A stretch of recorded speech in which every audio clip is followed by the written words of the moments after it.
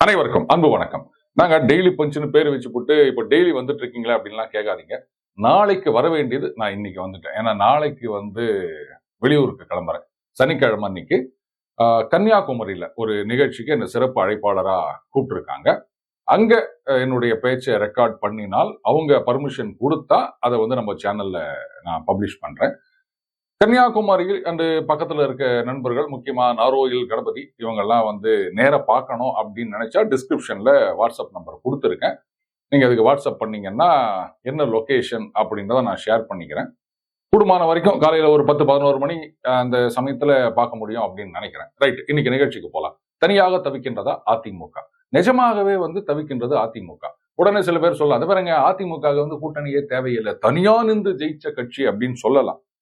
ஒரு டப்பாவை காமிச்சு, இதுலதான் ஒரு காலத்துல பெருங்காயம் இருந்தது அப்படின்னா மூந்து பார்த்தா வாசனை அடிக்கும் பாருங்க, அதுதான் எனக்கு ஞாபகம் வருகின்றது. நிஜமாகவே அதிமுகவுக்கு கூட்டணி தேவையில்லை அப்படின்னு சொன்னா அவங்க பல நேரங்கள்ல பேசின பேச்சுக்கள் கூட்டணி வேணும், கட்சிகள் வரணும் அப்படின்னு அவங்க காத்துட்டு இருக்காங்கன்றதான் காமிக்கின்றது. ஒரு காலகட்டத்துல பாத்தீங்கன்னா, இப்பதான் ஒரு 2-3 மாசத்துக்கு முன்னாடி மூத்த தலைவர் ஒருத்தர் சொன்னாரு, அது நிறைய பேச்சுவார்த்தை எல்லாம் நடந்துருக்குது, அங்கேருந்து வராங்க அப்படின்லாம் சொன்னாரு இல்லையா? ஆனா கடைசியில இப்ப விரக்தியில ஒருத்தர் என்ன பேசியிருக்காரு, பாருங்க நாங்க போயிட்டு இனிமே யாரையும் கெஞ்சணும்னு அவசியம் கிடையாது, வந்தா இங்க எம்பியா போலாம், அதுக்கு மேல நான் எதுவும் சொல்றதுக்கு இல்லை அப்படின்னு இருக்காரு. அப்ப இதுக்கு என்ன அர்த்தம்? நிஜமாகவே அதிமுக பாஜகவை விட்டு வெளியே வந்த பிறகு, அதாவது என்டிஏ கூட்டணியிலிருந்து வெளில வந்த பிறகு அவர்களுடைய வலிமை அதிகரித்துள்ளது. எடப்பாடியார் ஆளுமை அவர் தலைமையில் அதிமுகவுக்கு செல்வாக்கு பெருகி இருக்கின்றது அப்படின்னு சொன்னா இவங்க இந்த மாதிரியான அறிவிப்புகளை வெளியிட வேண்டிய அவசியமே கிடையாது. எப்ப இவங்க வெளில வந்துட்டாங்க அப்படின்னு தெரிஞ்சதோ சர்ன்னு எல்லா கட்சிகளும் வந்திருப்பாங்க. வந்தாங்களா? இல்ல. இப்பவும் பாத்தீங்கன்னா நண்பர் ஒரு லிஸ்ட் கொடுத்தாரு. என்னங்க இப்படி சொல்றீங்க, அதிமுகவுக்கு இத்தனை கட்சிகள் ஆதரவு அளித்திருக்கின்றன அப்படின்னாரு. இப்படி கட்சியெல்லாம் இருக்கா அப்படின்னு நான் கேட்டேன். நண்பருக்கு கோபம் வந்துருச்சுங்க. நிஜமாவே அப்படித்தான் இருந்தது. இதுல ஜார்க்கண்ட் முக்தி மோர்ச்சா அப்படின்னு வேற ஒரு பேரை பார்த்தேன். ஏங்க அந்த கட்சிக்கு தமிழ்நாட்டுல யூனிட் இருக்குதா அப்படின்னா, இல்ல இருக்குது போல இருக்கு, அதனாலதான் அப்படின்னு ஏதோ ஒரு மழுப்பினார்னு வச்சுக்கோங்களேன். கூட்டணி யாராவது வரமாட்டாங்களா அப்படின்ற நிலைமையில இருக்கிறதுனாலதான் அதிமுக திரிணாமுல் காங்கிரஸ் தமிழ் மாநில தலைவர்னு ஒருத்தர் வந்தவுடனே நேரா பொதுச் செயலாளர் கூப்பிட்டு போயிட்டாங்க. போட்டோ எல்லாம் எடுத்து அந்த சோசியல் மீடியால சுத்த விட்டு இருந்தாங்க. ஆனா அவர் அந்த மாதிரி தமிழ் மாநில தலைவரே கிடையாது அப்படின்னு சொன்ன உடனே எங்க கொண்டு போய் மூஞ்ச வச்சுப்பாங்க அப்படின்னு தெரியல. சோ இது நல்லாவே தெரியுது, அதிமுக டெஸ்பரேட் மோட்ல இருக்காங்க அப்படின்னு. அடுத்தது நாம ஏற்கனவே சொல்லி இருந்தோம், இந்த பக்கம் திமுக அணியிலிருந்து காங்கிரஸ், விசிக, அட்லீஸ்ட் ஒரு கம்யூனிஸ்ட் அதிமுக பக்கம் வருவதற்கு வாய்ப்புகள் பிரகாசமாக இருக்கின்றன அப்படின்னு. ஆனா அதை பயன்படுத்தி கொண்டிருக்க வேண்டியது அதிமுக. வாய்ப்புகளை நாம தான் உருவாக்க வேண்டும். அதுவா வரும்னு காத்துட்டு இருக்க முடியாது. சரி, நாம தான் உருவாக்கல, அதுவா வருதுன்னு போது கபக்குன்னு பிடிச்சி அமைக்கிறக்க வேண்டாமா, கோழி அமுகிற மாதிரி? அதையும் செய்யவில்லை. இவங்க பண்ண பெரிய தப்பு முதல்ல பாமகவுடன் பேச்சுவார்த்தையை ஆரம்பித்தது. இது விசிகாக்கு கதவை அடைச்ச மாதிரி ஆயிப்போச்சு. ஆனா அதுக்கு முன்னாடியே பாத்தீங்கன்னா அகில இந்திய கட்சிகளுடன் கூட்டணி கிடையாதுன்னு வேற இன்னொரு பெரிய கேட்டை போட்டாரு. அவர் எதுக்காக அந்த மாதிரி பேசினாருன்னு எனக்கு தெரியலங்க. அதுக்கப்புறம் காவிரி பிரச்சனையில பாஜக காங்கிரஸ் 2 பேருமே துரோகம் பண்ணிடுச்சு, இப்படி வேற பேசியிருக்காரு. யாரும் இங்க வரக்கூடாதுன்னு முடிவு பண்ணிட்டார் போல இருக்கு எடப்பாடியார் அவர்கள். அப்படித்தான் அவருடைய நடவடிக்கைகள்லாம் இருக்குது. அடுத்தது சண்முகம் அவர்களை பாமகவுடன் பேசுவதற்கு அனுப்புறாங்க. ஆனா அவங்க என்ன பண்ணிட்டாங்க, முதல்ல அன்புமணி ராமதாஸ் அவர்கள் என்ன சொல்லிட்டாரு, அது அரசியல்லாம் கிடையாது அப்படின்ட்டாரு.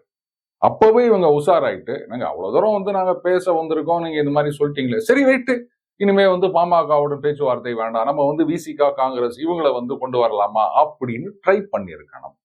அந்த பக்கத்துல இருந்து குறிப்பா விசிகாவிடமிருந்து நிறைய சமிக்ஞைகள் வந்தன. ஆனா இவங்க யூட்டிலைஸ் பண்ணிக்கல. அவங்களா வருவாங்களா, ஏங்க நாங்க அங்கேருந்து வந்துட்டோம் உங்களோட சேர்த்துக்கோங்க, இதெல்லாம் நடக்காதுங்க. கூட்டணியை உடைக்க வேண்டும் சார். கூட்டணியை உடைக்கணும்னு எதுக்கு சார் அவசியம் அப்படின்னு கேட்கலாம். ஏங்க பேசியிருக்காங்க, அங்கேருந்து இங்க பேச்சுவார்த்தை நடந்திருக்குது, வருவாங்க, நிரந்தர எதிரி நிரந்தர நண்பன் அப்படின்னு அதிமுக தலைவர்கள் பேசிக்கிறாங்க. அதனால எதுக்காக கூட்டணியை உடைக்கணும், நாங்களே நிற்போம், இந்த மாதிரிலாம் யாரும் வாயில வட சொல்லக்கூடாது. ஆனால் பாமகவுக்கு பதிலாக விசிகா காங்கிரஸ் இப்படின்னு கான்சென்ட்ரேட் பண்ணியிருந்தாங்கன்னா அது மிகப்பெரிய அட்வான்டேஜா இருந்திருக்கும் அதிமுகவுக்கு. ஏன்னு கேட்டீங்கன்னா, அந்த பக்கம் கூட்டணி ஸ்ட்ராங்கா இருக்கு. 2021 இருந்த கூட்டணி அப்படியே இருக்குது. யாராலும் அசைக்க முடியவில்லை. நிறைய பேர் எதிர்பார்த்தாங்க. இந்த தடவை சீட் டிஸ்ட்ரிபியூஷன்ல பிரச்சனை வரும். ஏன்னா திமுக நிறைய சீட்ல நிக்கணும்னு நினைப்பாங்க. பிரைம் மினிஸ்டரியல் ஆம்பிஷன் அப்படின்னு. இப்ப அவங்களுக்கு தெரிஞ்சிருக்கும் அப்படின்னு நினைக்கிறேன். பிரைம் மினிஸ்டரா என்னங்க நீங்க இதெல்லாம் நடக்கிற காரியமா அப்படின்ற முடிவுக்கு வந்துட்டாங்கன்னு நினைக்கிறேன். புள்ளி கூட்டணியால ஒன்றும் செய்ய முடியாது அப்படின்னு. நிஜமாகவே புள்ளி கூட்டணி ஆட்சியை பிடிக்கும்னு நம்பிக்கை இருந்திருந்தால் திமுக நிச்சயம் 30க்கு மேற்பட்ட இடங்கள்ல போட்டி போட்டிருப்பாங்க. மற்றவங்களுக்கு சீட்டை கம்மியா கொடுத்திருப்பாங்க. எப்ப போன தடவை கொடுத்த மாதிரியே கிட்டத்தட்ட அந்த அளவுக்கு அள்ளி வழங்கிட்டாங்களோ அப்பவே அவங்களுக்கு நிலைமை என்னன்றது புரிஞ்சு போச்சு. சரி ரைட்டு, ஏதோ இந்த கூட்டணியாவது நம்ம தக்க வச்சுப்போம், ஆட்சியை பிடிக்க முடியாவிட்டாலும் அப்படின்ற மனநிலைக்குத்தான் அவர்கள் வந்திருக்கின்றார்கள். இல்லைன்னா யோசிச்சு பாருங்க, பிரைம் மினிஸ்டர் ஆகிறதுக்கு ஒரு சான்ஸ் இருக்கு அப்படின்னும் போது யாராவது இத்தனை சீட்டை விட்டு கொடுத்துருப்பாங்களா? அதே சமயத்துல அங்கிருந்து கூட்டணியில இருந்து அட்லீஸ்ட் ஒரு கட்சியாவது இங்க கொண்டு வந்திருந்தா அப்போ அதிமுக ஆதரவாளர்கள் சில பேர் சொல்றதெல்லாம் ஓரளவுக்காவது எடுபடும். பாத்தீங்களா, எடப்பாடியார் அவர்களுடைய ஆளுமை அப்படின்னு. All set and ton, AIADMK ஜெயிக்கிறதுக்கு காரணமே அல்ல இது வரைக்கும் ஜெயிச்சதுக்கு காரணமே நியூட்ரல் வாக்காளர்களை அவர்களால் கவர முடிந்தது. அதற்கு காரணம் கரிஸ்மேட்டிக் லீடர்ஸ் இருந்தாங்க. இப்போ இல்லை. பாருங்க, என்னதான் சொன்னாலும் எடப்பாடியார் அவர்கள் அந்த அளவுக்கு ஒரு கரிஸ்மா உள்ள தலைவராக வளரவில்லை. இதுக்கு சில பேர் முட்டு கொடுப்பாங்க. அப்படிலாம் நீங்க சொல்லாதீங்க. லட்டு லட்டு தான், மைசூர் பாகு மைசூர் பாகு தான், லட்டையும் மைசூர் பாகையும் கம்பேர் பண்ண முடியுமா? இவர் தனிப்பட்ட ஆளுமை, அவருக்குன்னு ஒரு தனிய இடம் இருக்கின்றது. இப்படியெல்லாம் வாயில வட சூடாதீங்க. கரிஸ்மா அப்படின்னா அது கரிஸ்மா தான். அதுக்கு இணையான இன்னொரு ஸ்வீட்டோ இல்ல காரமோ கண்டுபிடிக்கப்படவில்லை. அவ்வளவுதான். எப்பவுமே accept your limitations and go beyond it அப்படின்னு சொல்லுவாங்க. நம்மளுடைய வீக்னஸ் என்ன அப்படின்றத நாம புரிஞ்சுக்கின்னு அதுக்கேத்த மாதிரி நம்மளுடைய காய்களை நகர்த்த வேண்டும். ஆனா அதை புரிஞ்சுக்காம இல்ல நாங்கள்லாம் மிகப்பெரிய ஆளுமையாக வளர்ந்து விட்டோம் அப்படின்னு கூட இருக்க சில பேர் துதிப்பாடிய இன்னைக்கு அதிமுகவை தேரை இழுத்து தெருவுல விட்டா மாதிரி கொண்டாந்துட்டாங்க. இப்ப பாத்தீங்கன்னா பெருசாக பேசப்பட்ட ஒரு விஷயம், இத பெருசா பேசுறாங்கன்றதே அதிமுக எந்த அளவுக்கு போயிடுச்சுன்றதை நீங்க புரிஞ்சுக்கலாம். இந்திய ஜனநாயக புலிகளா, ஆமா, மன்சூர் அலிகான் அவர்கள் டகால்னு அவர் ஒரு கட்சி ஆரம்பிச்சார். இப்பதான் ரீசெண்டா அவரு என்ன பண்ணாரு, நாங்கள் அதிமுகவுடன் கூட்டணி வைக்க போகின்றோம், எங்களுக்கு ஒரு சீட்டு கொடுத்தா, எப்படி மன்சூர் அலிகான் கேக்குறாரு, ஒரு பாராளுமன்ற தொகுதி கொடுத்தா தமிழகம் எங்கும் பரப்புரை பண்ணுவோம்னு. ஏங்க, ஒரு சீட்டு கொடுத்தா அவரு தான் நிற்பாரு. அப்ப அவர் தொகுதியில பிரச்சாரம் பண்ண, ஐயோ சாரி, பரப்புரை, ஆமா, பரப்புரை அவர் தொகுதியில பண்ணுவாரா இல்ல தமிழ்நாடு முழுக்க போய் பண்ணிட்டு இருப்பாரா? அதுவும் மன்சூர் அலிகான் நேத்து கட்சி ஆரம்பிச்ச உடனே இன்னைக்கு ஒரு எம்பி சீட்டு கொடுக்கிற அளவுக்கு அவளுக்கு அவ்வளவு பெரிய செல்வாக்கு இருக்கின்றது, மக்கள் ஆதரவு இருக்கின்றது. எனக்கு ஒரு திருக்குறள் தான் ஞாபகம் வருகின்றது. காலாள் களரில் நரியடும் கண்ணஞ்சா வேளாள் முகத்த களிறு. அதாவது இந்த யானை இருக்குது பாருங்க, இந்த போர்க்களத்துல அப்படியே துவம்சம் பண்ணும் எதிரிகளை, அந்த வில்லு வேலு வாழு அப்படின்னு எடுத்துக்கின்னு எதிரி படை வீரர்கள் வருவாங்க, இது அதை பத்தி கவலையே படாது, அப்படியே போயிட்டு ஏறி மிதிச்சு தூக்கி போட்டு பந்தாடிட்டு இருக்கும். அதனாலதான் யானைப்படை வைத்திருந்தால் யார் அதிக யானைகள் வைத்திருக்கிறாரோ அவருக்கு வெற்றி அதிகம் அப்படின்னு ஒரு பொதுவான கருத்து இருக்கின்றது. ஆனால் அப்பேற்பட்ட யானையே சேத்துல கால் மாட்டிக்கின்னு உழுந்துடுச்சு அப்படின்னு வச்சுக்கோங்களேன், தம்மத்தூண்டு நரியுது பாருங்க, அது போயிட்டு ஏறி மிதிச்சு விளையாடுமா, துவம்சம் பண்ணுமா அந்த யானைய. அதைத்தான் வள்ளுவர் கூறுகின்றார். அந்த மாதிரி தான் தனியாகவே நின்று ஜெயிக்க முடியும் அப்படின்ற நிலைமையில இருந்த அதிமுக இன்னைக்கு இந்திய ஜனநாயக புலிகள் ஸ்டேட்மெண்ட் கொடுக்குறாங்க, இல்ல இன்னும் பேச்சுவார்த்தை முடியல, நாங்க கூட்டணியில சேரவில்லை, பேசிக்கொண்டே இருக்கின்றோம் அப்படின்னு. இந்த கட்சியெல்லாம் இன்னும் பேச்சுவார்த்தையை இழுத்து நிற்கிறாங்கன்னா அப்ப அதிமுகவுடைய நிலைமை எந்த அளவுக்கு மோசமாக இருக்கின்றது அப்படின்றத நாம புரிஞ்சுக்கலாம்.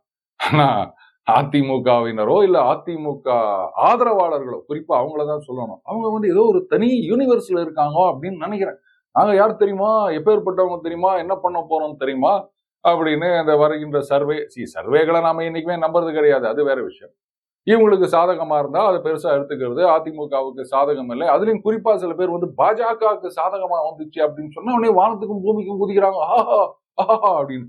உங்க நிலைமை என்னன்றதை முதல்ல பாருங்க, அதுக்கப்புறம் பாஜக நிலைமை என்னன்றதை பத்தி நீங்க கவலைப்படலாம். இந்திய ஜனநாயக புலிகள்லாம் இழுத்தடிக்கிற அளவுக்குத்தான் இன்றைக்கு அதிமுகவின் நிலைமை இருக்கின்றது. இதை எங்க கொண்டு போய் முட்டிக்கிறது? எப்பேற்பட்ட உயரத்துல இருந்த கட்சி இன்னைக்கு காலாள் கலரில் நரியடும் அப்படி ஆய்போச்சு. எல்லாவற்றுக்கும் காரணம் இவர்கள் அரசியல் செய்ய தவறிவிட்டார்கள். ஆப்பர்ச்சுனிட்டியை கபான்னு புடிச்சுக்கிறதுக்கு மிஸ் பண்ணிட்டாங்க. அங்கேருந்து ஒரு கட்சியாவது இந்த பக்கம் கூட்டணிக்கு கொண்டு வந்திருந்தாங்கன்னா ஒரு பெரிய பரபரப்பு, சலசலப்பை ஏற்படுத்தி இருக்கும். பாத்தீங்களா, ஆன்டி இன்கம்பன்சி அகைன்ஸ்ட் டிஎம்கே இருக்கின்றது அப்படின்ற மாதிரி ஒரு நெரேட்டிவ் செட் ஆயிருக்கும். அதனாலதான் அந்த கூட்டணியிலிருந்து கட்சிகள்லாம் அதிமுக பக்கம் வராங்கோ அப்படின்னு ஒரு இம்ப்ரெஷன் கிரியேட் ஆயிருக்கும். அப்ப அதிமுக தான் இங்க வந்து மிகப்பெரிய சக்தி. அப்ப திமுகவை எதிர்க்க வேண்டும் என்றால் அதிமுகவில் தான் முடியும் அப்படின்ற மாதிரி உங்களால ஒரு சீன் போட்டிருக்க முடியும். எவ்வளவு பெரிய ஒரு அட்வான்டேஜ். இதுல பாத்தீங்கன்னா தேமுதிகவோட பேச்சுவார்த்தை நடந்து கொண்டிருக்கின்றது. அவங்க வந்த உடனே கையெழுத்தாகிவிடும். தேமுதிக அப்படின்றது இன்னைக்கு ஒரு கட்சியாக இருக்கின்றதா? எவ்வளவு வாக்கு இருக்கின்றது அவங்களுக்கு சொல்லுங்க. சொல்லிக்கலாம். பாத்தீங்களா, கேப்டன் விஜயகாந்த் அவர்களுடைய கட்சி எங்களுடன் இருக்கின்றது சொல்லிக்கலாம். அவ்வளவுதான். அதுக்கு மேல எந்த விதமான பிரயோஜனமும் கிடையாது. கடந்த சட்டமன்ற தேர்தல்ல கேப்டன் அவர்கள் இருக்கும் பொழுது அவங்க எவ்வளவு ஓட்டு வாங்கினாங்க அப்படின்றது உலகத்துக்கே தெரியும். இன்றைக்கு வந்து பிரேமலதா அவர்கள் தலைமையில் இருக்கின்ற தேமுதிகக்கு எவ்வளவு ஓட்டு விடும் நினைச்சுக்கிறீங்க? ஆப்டிக்ஸ். அதிமுக சொல்லிக்கலாம். பாத்தீங்களா, எங்க பின்னாடி இத்தனை கட்சிகள் இருக்கின்றன. அதுக்கு மட்டும்தான் யூஸ் ஆகுமே தவிர அதுக்கு மேல எந்த பிரயோஜனமும் கிடையாது. அடுத்தது பாமக. இப்ப வந்து இங்கேயா அங்கேயா அப்படின்னு அவங்களுக்கே தெரியாம முழிக்கிறாங்க. நம்ம ஏற்கனவே சொல்லியிருந்த மாதிரி தான் தகவல்களும் அதைத்தான் உறுதிப்படுத்துகின்றன. பாஜகவை பொறுத்த வரைக்கும் பாருங்க, ஓவரா டிமாண்டுக்கெல்லாம் நாங்க ஒத்துக்க முடியாது. அவ்வளவுதான். இங்க வந்து அதிமுகலன்னா இத்தனை சீட்டுக்கு ஒத்துப்போம், பாஜக அணியிலன்னா எங்களுக்கு அதிகமா கொடுக்கணும், இதெல்லாம் ஏத்துக்க முடியாது. எங்க இருந்தாலும் இவ்வளவு சீட்டுனா இவ்வளவு சீட்டு தான் முடிஞ்சு போச்சு. அதுக்கு மேல எதையும் எதிர்பார்க்காதீர்கள். இது வேற எதுவும் சொல்லலைங்க. இந்த ராஜ்யசபா மந்திரி பதவி அதைத்தான் சொல்றேன். அந்த மாதிரி ரொம்பவே ஸ்ட்ராங்கா இருக்காங்க அவங்களுடைய முடிவுல. இப்போ அதிமுகவிலையும் வந்து அவங்க அதே மாதிரி ஒரு முடிவுல தான் இருக்க மாதிரி தெரியுது. சீட்டு மட்டும்தான் அப்படின்னு. அகைன் இந்த ராஜ்யசபா இதெல்லாம் வந்து ஏத்துக்க முடியாத நிலைமையில இருக்காங்க. பாமக அவசரப்பட்டு விட்டார்கள். ரப்பர் பேண்டை வந்து ரொம்ப இழுத்து போட்டாங்க. ஒண்ணு பாஜகவுடன் போவது, இல்ல அதிமுகவுடன் போவது அப்படின்றது எப்பவோ முடிவு பண்ணிருக்கணுங்க. இதுல என்ன கஷ்டம்னு எனக்கு புரியல. திமுக அதிமுக ரெண்டு பக்கம் சேர்ந்தாலும் எதிர்கட்சியா தான் நீங்க இருக்க போறீங்க. ஆளுங்கட்சியா போகணும்னா பாஜக. அப்போ பாஜகவுடன் சேர வேண்டும் என்றால் அவங்க வந்து எல்லா டிமாண்டையும் ஏத்துக்க மாட்டாங்க. அப்போ எது நமக்கு வசதி? மந்திரி பதவி, ராஜ்யசபா, இன்ன பிற இதெல்லாம் இல்லாட்டாலும் பாஜகவுடன் போவதற்கு தயாரா? இல்ல நம்ம எதிர்கட்சியா இருந்தாலும் பரவாயில்ல, நேஷனல் லெவல்ல போய் என்ன பண்ண போறோம்? தமிழ்நாட்டுல கட்சியை வளர்க்கணும். அதனால ஏதோ ஒரு கூட்டணி. இது ரெண்டுத்துல ஒண்ணு முடிவை எப்பவோ எடுத்திருக்கணும். சண்முகம் அவர்கள் வந்து பார்க்கும்போது அரசியல் ரீதியான சந்திப்பு கிடையாது, தனிப்பட்ட முறை சந்திப்பு அப்படின்னும் போதே வந்து அதிமுக கொஞ்சம் சுதாரிச்சிருப்பாங்க. ஆனா இதெல்லாம் இவங்க யோசிச்சு பார்த்ததா தெரியல. சோ என்ன பொறுத்த வரைக்கும் பாமகவுக்கு இப்ப பாஜகவுடன் தான் போயாக வேண்டும் அப்படின்ற கட்டாயம். அவங்க வந்து இல்ல நீங்க போயிட்டு வாங்க அப்படின்னு சொல்லிட்டு அதிமுக பக்கம் இனிமே அவங்க போனாங்கன்னு சொன்னா அதிமுக அதான் சொல்லுவாங்க. அது பாருங்க எவ்வளவுதாங்க கொடுக்க முடியும். ஏற்கனவே நிறைய கட்சி வந்துட்டாங்க. ஒரு லிஸ்ட் எடுத்து காமிப்பாங்க. அதனால உங்களுக்கு இவ்வளவு கொடுக்க முடியாது அப்படின்வாங்க. சோ ரப்பர் பேண்டை ஓவரா இழுத்ததுனால அவர்களுடைய பார்கெனிங் பவர் அப்படின்றது பொட்டுன்னு அறந்து போச்சு பாமகவுக்கு. அவங்களுடைய ரெலவன்ஸை தக்க வைத்துக் கொள்ள வேண்டிய நேரம் இது. அதுலயும் பாமக பாத்தீங்கன்னா இது வந்து அப்கோர்ஸ் அதிமுக கூட்டணியில இருக்க பல கட்சிகளும் பாத்தீங்கன்னா எங்கேயாவது ஒரு தொகுதி இல்ல பாதி தொகுதியில செல்வாக்கு இருக்கின்ற கட்சிகள் தான். தமிழ்நாடு முழுக்க செல்வாக்கு இருக்கின்ற கட்சிகள் அப்படின்னு அட்லீஸ்ட் ஒரு பாதியாவது செல்வாக்கு இருக்கின்ற கட்சிகள்னு அதிமுக கூட்டணியில ஒரு கட்சியை சொல்லுங்க பார்க்கலாம். ஆனா திமுக அப்படி இல்லை. விடுதலை சிறுத்தைகள் அப்படின்றவங்க வந்து வட மாவட்டங்கள்லையும் ஓரளவுக்கு தென் மாவட்டங்கள்லையும் கொஞ்சம் கொஞ்சம் செல்வாக்கு இருக்கக்கூடிய கட்சி. அதோட முக்கியம் திருமாவர்களால தமிழகம் முழுக்க ஓட்டை ஸ்விங் பண்ணக்கூடிய குறிப்பிட்ட சதவீத ஓட்டை ஸ்விங் பண்ணக்கூடிய கெப்பாசிட்டி இருக்கவர்னு நம்ம சொல்லியிருக்கோம். காங்கிரஸ் அதே மாதிரி தமிழ்நாடு முழுக்க தோழர்கள் அவங்கள கேட்கணும். முக்கியமா இந்த தடவை சீட்டு மட்டும்தான் கொடுத்தாங்களா, இல்ல ஓட்டு கொடுக்கும் போது நோட்டும் ஏதாவது கொடுத்தாங்களா, அதை வந்து இப்ப சொல்லுவீங்களா, இல்ல அதுக்கப்புறம் அவங்க ஃபைலிங்லாம் பண்ண பிறகு சொல்லுவீங்களா அப்படின்னு யாராவது ஊடகவியலாளர்கள், பத்திரிகையாளர்கள் தயவு செஞ்சு டோலர்கள் கிட்ட கேட்டுருங்க. இல்லைன்னா மறுபடியும் இன்னும் அடுத்த 5 வருஷத்துக்கு நாம இதே கேள்வியை கேட்டுட்டு இருக்கணும். எதுக்கு இதெல்லாம் தேவையில்லாம. பாமக வந்தா என்ன பண்ணுவாங்க, அவங்களுக்கு செல்வாக்கு இருக்க தொகுதிகள் அங்கேயே வந்து ஒரு 6 சீட்டு 7 சீட்டு அப்படின்னா இந்த பக்கம் திருவள்ளூர், செங்கல்பட்டு, அரக்கோணம், அதுக்கப்புறமா சிதம்பரம் கேட்பாங்க, கடலூர், சேலம், தருமபுரி. சரிங்க, உங்க செல்வாக்கு இருக்க தொகுதியை உங்களுக்கு கொடுத்துப்புட்டு அப்புறம் மற்ற தொகுதியில நாங்க என்ன பண்றது அப்படின்னா கஷ்டம்தான். இதுதான் வந்து பாமகவை கூட்டணியில் சேர்த்துக் கொள்வதில் இருக்கின்ற சிக்கல்கள். இந்த பாராளுமன்ற தேர்தல் அப்படின்றது வந்து பாமகவுக்கு தான் பெரிய சிக்கலை ஏற்படுத்தி இருக்கின்றது. பார்ப்போம் அவங்க எந்த பக்கம் போறாங்க அப்படின்னு. ரெக்கார்ட் பண்ற வரைக்கும் அவர்களுடைய முடிவு இன்னும் தெரியவில்லை. உடனே சில பேர் இருக்காங்க இங்க, அவங்க கேட்பாங்க, இவ்வளவு பேசுறீங்களே பாஜக பக்கம் எந்த கட்சி வந்தது அப்படின்னு. முதல்ல ஒரு விஷயம் புரிஞ்சுக்கணும், பாஜக பக்கம் எந்த கட்சி வந்தது எந்த கட்சி வரல அப்படின்றத பாஜக தலைவர்கள், நிர்வாகிகள், ஆதரவாளர்கள் அவங்களாண்ட போய் கேளுங்க, என்னாண்ட வந்து கேட்கக்கூடாது. சீகா கமெண்டேட்டர், அவர் வந்து மும்பை இந்தியன்ஸ் ஆடும்போது என்ன இப்படி தோத்துன்னு வராங்க, டக்கு டக்குன்னு விக்கெட் எல்லாம் போயிடுச்சு அப்படின்னு சொன்னா அவர்கிட்ட போயிட்டு கேகேஆர் கூட தான் அப்படி தோத்தாங்க அப்படின்னு யாராவது கேட்பாங்களா? அங்க என்ன நடக்குதோ அதை அவர் சொல்லி நிற்கிறார். அவர் கமெண்டேட்டர். ஒருவேளை அவர் ஏதாவது ஒரு டீமுக்கு கோச்சா இருந்தார்னு சொன்னா அப்ப நீங்க கேட்கறதுல நியாயம் இருக்கின்றது. பட் கோச்சா இருந்துட்டு கமெண்ட்ரி அவர் கொடுக்க மாட்டார் அப்படின்னு நினைக்கிறேன். நானும் அந்த மாதிரி தான். சோ நடக்கிறத மட்டும் தான் நான் சொல்லிட்டு இருந்தேன் தவிர ரொம்ப முந்திரி கொட்ட மாதிரி இருந்து வந்து பாஜக பக்கம் எந்த கட்சி வந்ததுன்னு கேள்வியை மட்டும் கேட்டுறாதீங்க. அண்ட் பாஜகவை பொறுத்த வரைக்கும் அவங்க அதை பத்தி கவலையே படல. கூட்டணி வேணாங்க, நாங்க தனியா நிக்கிறோங்க அப்படின்னு இருக்காங்க. அதனால தான் நான் சொல்றேன், பாமகவுடைய டிமாண்டை முழுவதுமாக கன்சிடர் பண்ண முடியாதுன்னு சொல்லிட்டாங்க. சொல்ல போனா பாமகவிலேயே இப்ப பல பேர் வந்து எங்க நமக்கு சீட்டு கொடுத்துருவாங்களோன்னு பயந்துட்டு இருக்காங்க. அதை நம்ம ஞாபகம் வச்சுக்கணும். இதுவும் வந்த தகவல்கள் கூறுகின்றன. சோ அவங்க தான் ரெடியா இருக்காங்கல்ல, நாங்க வந்து தனியா கூட போறோங்க அப்படின்னு சொல்லிட்டு. அதனால அவங்களாண்ட போயிட்டு கட்சி சேர்ந்தாங்களா சேரலையா அப்படின்லாம் கேட்காதீங்க. இதுல சமத்துவ மக்கள் கட்சி நல்லா பேர் வைக்கிறாங்க கட்சிகளுக்கு. நாடாளும் மக்கள் கட்சின்னு ஒரு, ஆமா அந்த கட்சி யாருக்கு ஆதரவு இந்த தடவை? தாங்க நவரச நாயகன் கார்த்திக் அவர்கள். அவரு யாருக்கு ஆதரவுன்னே தெரியல. சரி இருந்துட்டு போட்டோம். இதுல சரத்குமார் அவர்களுக்கு வந்து ராத்திரி 2 மணிக்கு இந்த எண்ணம் வந்திருக்கின்றது போல இருக்கு. இந்த கட்சியை வந்து பாஜகவுடன் சேர்த்து விட வேண்டும் அப்படின்னு. இதை பார்த்த உடனே யாரோ ஒரு தொண்டர் வந்து எங்களை எல்லாம் கலந்து பேசாமல் இவர் பாட்டுக்கு வந்து கட்சியை பாஜகவில் இணைத்து விட்டாரு அப்படின்னு அதிர்ச்சி அடைந்து விட்டார்னு ஒரு செய்தி வந்தது. எனக்குமே தான் அதிர்ச்சி. சமத்துவ கட்சியில தொண்டர்கள்லாம் இருக்காங்களா? அடுத்த பதிவு ஞாயிறு நண்பர்களே. மீண்டும் அடுத்த பதிவு சந்திப்போம். வணக்கம்.